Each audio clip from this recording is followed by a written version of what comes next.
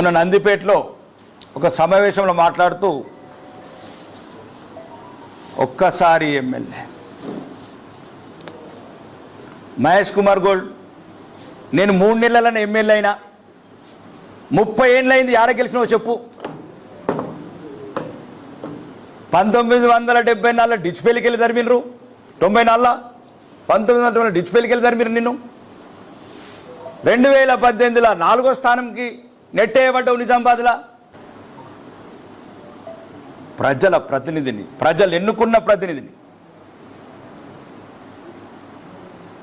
నీకు ఇచ్చిన rate dummy అని పిసిసి ప్రెసిడెంట్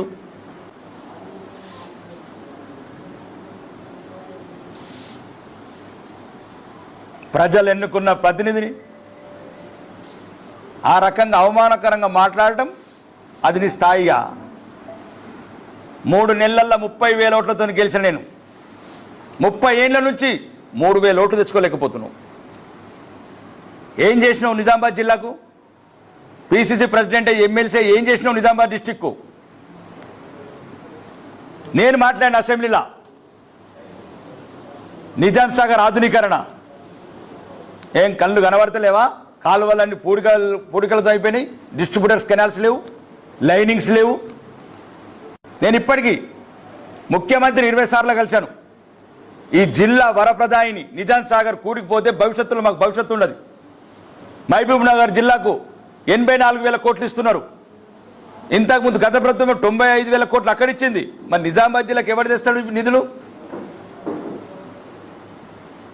జిల్లా ప్రజలను ఏం చేసినామని ఇప్పటిదాకా నువ్వు నిజామాబాద్ జిల్లా అని చెప్పుకుంటున్నావు. జక్రాంపల్లి ఎయిర్పోర్టు ముఖ్యమంత్రి నేను అడిగాను. ఆదిలాబాద్ ఎయిర్పోర్ట్ అయింది, వరంగల్ ఎయిర్పోర్ట్ అయింది.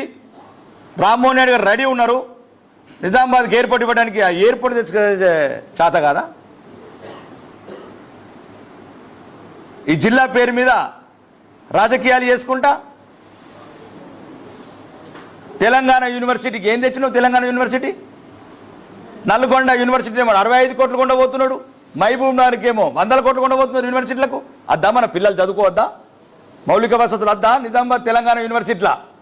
దాని గురించి మాట్లాడు మహేష్ కుమార్ గౌడ్.